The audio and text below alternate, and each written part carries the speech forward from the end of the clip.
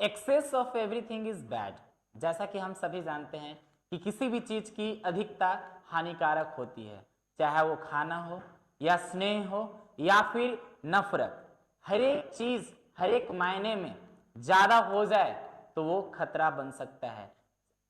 कुछ वैसा ही हमारे इस राइटर के द्वारा दिया गया एक कहानी है जिसमें दिखाया जाता है कि किस तरह से एक मालिक का स्नेह अपने कुत्ते के लिए उसके लिए जानलेवा साबित हो सकता था। तो आइए हम लोग आते हैं कहानी पर। उससे पहले आप एक अच्छे बेहतरीन आपका अपना फेवरेट एजुकेशनल प्लेटफॉर्म पे हैं जिसका नाम है मेरिट यार्ड और मैं हूं साहिल गुप्ता। तो आइए इस कहानी को हम समझते हैं। तो कहानी जो है हमारा उसका नाम है a triumph of surgery. A triumph of surgery मतलब कि ये जो कहानी दिया गया है इसमें सर्जरी नाम तो दिया गया है लेकिन सर्जरी नाम का कुछ होता नहीं है। और ट्रायम्फ, ट्रायम्फ का मतलब होता है to get overcome, to gate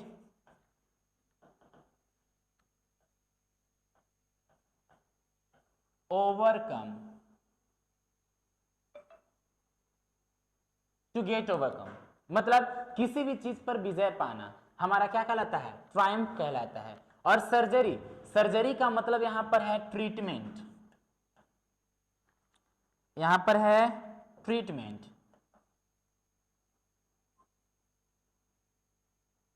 treatment चलिए ठीक है। तो ये तो जो हमारे पास कहानी का जो टाइटल दिया गया है उसको हम लोग समझ ले रहे हैं। इसको जो लिखा गया है मिस्टर जेम्स हेरियोट के द्वारा दिया गया है ये कहानी। जेम्स हेरियोट जो है एक सर्जन है, ठीक है, यानी कि बोला जाए तो एक वेटनरी सर्जन है, वेटनरी डॉक्टर हैं, ठीक है, जो अक्सर जो है अपने लाइफ में कई तरह के एनिमल्स का जो है उन्होंने सर्जरी किया है, मतलब ट्रीटमेंट किया है। और उसी का फीलिंग्स और उससे जो आइडियाज इनको मिलता था वो अपने शब्दों में एक्सप्लेन करते थे एज अ स्टोरी। तो उसी में से एक स्टोरी लिया गया है उनका जिसका नाम हम लोग देख रहे हैं अ ट्रायम्फ ऑफ सर्जरी। तो मिस्टर जेम्स हेरियोट से आप लोग मिल चुके हैं। अब देखिए जो मेन कैरेक्टर है हमारा इस स्टोरी का वो कौन कौन से हैं। तो सबसे पहला नाम आता है मिसेस पंफरी का। तो मिसेस पंफरी हैं कौन, ये ज्यादा कुछ हमारे इस चैप्टर में दिखाया नहीं गया है। तो एक अननोन फीमेल है इस स्टोरी में, अनजान महिला है जो कि लगता है इनके नाम से कि कोई पंफरी है उसकी मैडम है यानी उनकी वाइफ है, इसलिए इनको नाम हम लोग मिसेस पंफरी कहते हैं।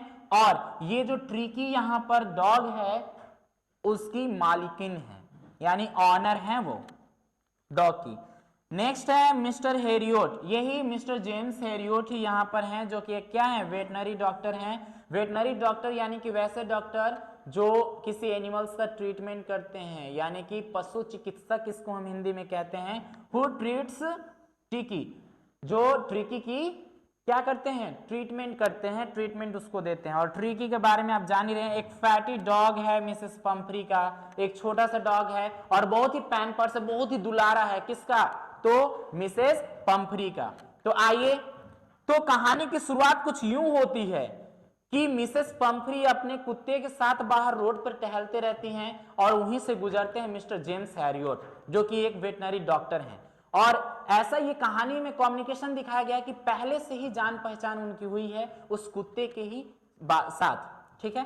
तो जैसा कि कहानी का शुरुआत ये हुआ कि जो मिसेस पंफरी हैं वो अपने कुत्ते के साथ घूम रही होती हैं और वहीं से गुजरते हैं मिस्टर हैरियोट। तो मिस्टर जेम्स हैरियोट जो हैं वो जब पहुंचते हैं तो एकाएक कुत्ते को देखकर चौंक जाते हैं और वो मिसेस पंफरी के पास जाते हैं और पूछते हैं कि ये कितना मोटा हो गया है, ये बहुत ही ज्यादा पहले से मोटा हो गया है, क्या आपने इसको खाना पीना देना बंद नहीं किया है।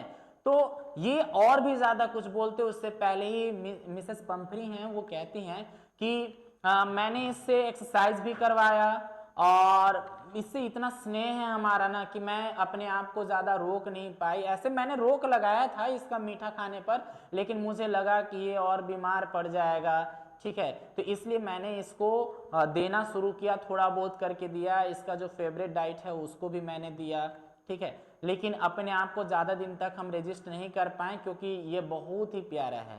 तो बहुत ही प्यारा है भाई, तो प्यारा है तो ये चाहती हैं कि भाई ये और हेल्दी रहे, इसको किसी भी चीज़ की कोई कमी ना हो, ये अच्छे से रहे।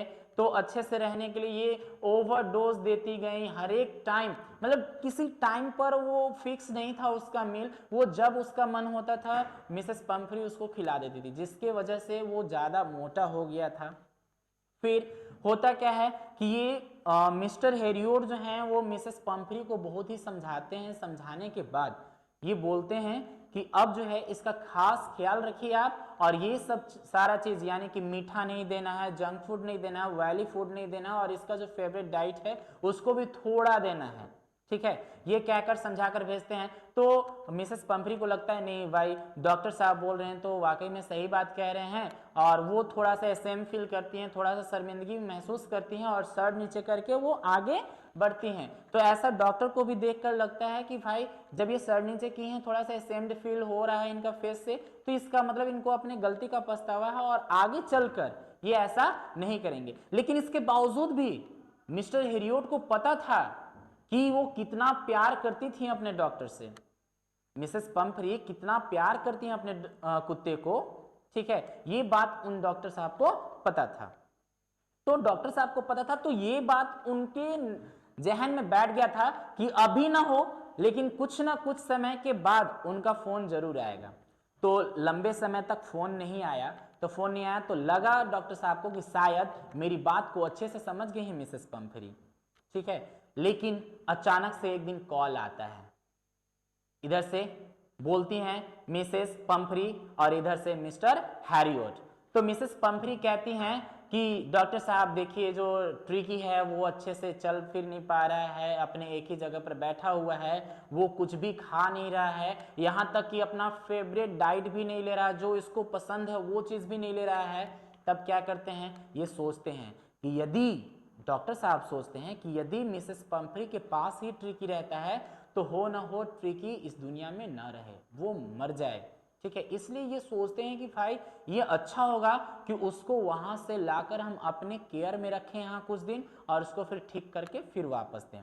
तब ये सोचकर और ये कहते हैं कि नहीं मैं खुद जाऊंगा वहां पर और ट्रिकी को लेकर आऊंगा। वो जाते हैं और ट्रिकी को देखते हैं और फिर बोलते हैं मिसेस पंफ्री को कि इसे 15 दिनों के लिए अस्पताल में रखना होगा, हॉस्पिटलाइज करना होगा। मिसेस पंफ्री एकदम से डर जाती हैं कि भाई 15 दिन तक वो अपने सबसे चहेते कुत्ते को यानी सबसे प्यारे कुत्ते को वो अपने से अलग कैसे रख सकती हैं, वो उसे देख भी नहीं पाएंगी 15 दिन तक। ऐसा सोचकर बहुत ही चिंतित थी और दुखी मन में थी वो। और ऐसा देखकर जो डॉक्टर साहब हैं जेम्स हैरियोट, वो क्या करते हैं कुत्ते को लेते हैं और अपने जो कार उनकी होती है उसमें वो बैठ जाते हैं। और जो इनके मेड होते हैं यानी मिसेस पंफ्री के यहाँ वर्कर्स जो होते हैं वो ट्विकी के कई सारे सामान होते हैं, जैसे उसका गद्दा हो गया, उसका ब्लैंकेट हो गया, उसके बॉल, उसके जो कटोरे हैं वो भी अलग अलग टाइम के लिए अलग अलग कटोरे हैं। जैसे हमारा क्या होता है, हम एक थाली में सुबह नाश्ता करते हैं, उसी को फिर डिश वॉश किया जाता है, फिर से हमको लंच मिलता है, फिर से उसको धोया जाता है और फिर से हमको मिलता है, यानी हर टाइम के लिए हमारा चेंज नहीं होता है। मिसेस पंफ्री अपना खुद नहीं चेंज करती होंगी, लेकिन सोचिए उस कुत्ते से कितना प्यार था उन्हें कि उसके हर एक टाइम के लिए अलग अलग बॉल रखा हुआ था, नाश्ते के लिए अलग, लंच के लिए अलग, डिनर के लिए अलग, ठीक है। तो सारे सामान को लेकर के सभी जो उनके वर्कर थे वो दौड़ ही रहे थे। अब क्या है कि दौड़ रहे थे, अब इन्होंने देखा कि अरे भाई मेरा तो गाड़ी ही छोटा सा है, यदि जो है कि मैं यहाँ रुका तो ये सारे सामान से पूरी मेरी गाड़ी भर जाएगी और मैं जा नहीं पाऊंगा, इसलिए थोड़े गाड़ी को आगे बढ़ाते हैं। तब तक मिसेस पंफ्री करती क्या है, उनके कपड़े को यानी कि जो उनका प्यारा कुत्ता है उसके कपड़े को लेकर के और वो दौड़ती हैं और धीरे से डाल देती हैं गाड़ी में, और तब तक जो है मिस्टर हैरियोट हैं वहां से चल देते हैं और जाते हैं। तो वो जहां पर बहुत सारे कुत्ते उनके सर्जरी हाउस में होते हैं, ट्रीटमेंट वाले हाउस में होते हैं, वहां पर उस ट्रिकी को रख दिया जाता है। अब वहां पर जाने के बाद जो डॉक्टर साहब हैं जेम्स हैरियोट साहब, वो सोचते हैं कि यदि इसे खाना मैं दिया तो ये और फैटी हो जाएगा और इसका आदत सुधरेगा नहीं, और वैसे ही जो है पहले से सुस्त हो गया है ये। तब वो सोचते हैं कि नहीं, इसे केवल और केवल पानी ही, तीनों टाइम पानी मिलेगा, breakfast lunch and dinner, 3 time इसको क्या मिलेगा, पानी मिलेगा। और वो एक दिन पूरा पानी उसे ही देते हैं, केवल और केवल पानी देते हैं, ठीक है। पानी देने के बाद अब अगले दिन जब वो देखते हैं कि थोड़ा सा जो है इसका बॉडी में जो है कि हिलडोल यानी कोई मतलब जो है कि हरकत देखने को मिल रहा है, यानी वो चलना फिरना थोड़ा शुरू किया। अब उसको और ज्यादा एक्टिव बनाने के लिए इन्होंने क्या किया कि सभी कुत्तों के लिए जो वो बॉल रखते थे, खाना देने के लिए जो कटोरा रखते थे, वो एक ही कटोरा रखें और दूर पर रखें। अब जो जल्दी चल कर जाएगा वो खाएगा, फिनिश करेगा, जो बाद में पहुंचेगा वो नहीं जा पाएगा। और ये तो सुस्त था, थोड़ा थोड़ा बहुत अभी चलना फिरना शुरू किया था मिस्टर हैरियट के पास आकर, तो ये लास्ट में पहुंचता है, देखता है खाना है ही नहीं। तो फिर जो है कि ट्रिकी को लगता है अरे भैया मैं यदि तेज नहीं चला और जल्दी नहीं पहुंचूंगा तो डेली का डेली मुझे ऐसा ही देखना पड़ेगा और मेरे लिए खाना नहीं बचेगा। इसलिए अगले दिन जब वैसा ही व्यवस्था बनाया जाता है मिस्टर हैरियट के द्वारा, तो थोड़ा पहले ट्रिकी पहुंचता है, फिर भी इसे कुछ मिलता नहीं। ऐसे देखते देखते समय बीतता जाता है और ट्रिकी थोड़ा एक्टिव हो जाता है और सभी कुत्तों से आगे चलना शुरू कर देता है।